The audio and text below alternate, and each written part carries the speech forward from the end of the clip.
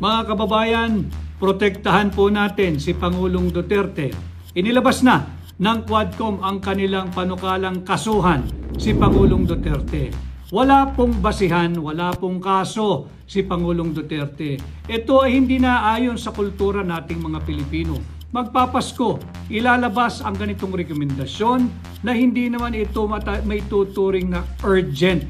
Subalit makikita yung kanilang plano, yung Oplan Torpedo, na wag nang bigyan ng masayang Pasko si Pangulong Duterte at ang kanyang pamilya. Hindi po ganyan ang Pilipino. At hindi po niyan mapagtatakpan ang korupsyong talamak sa ilalim ng administrasyon ni Bongbong Marcos. Protektahan po natin si Pangulong Duterte.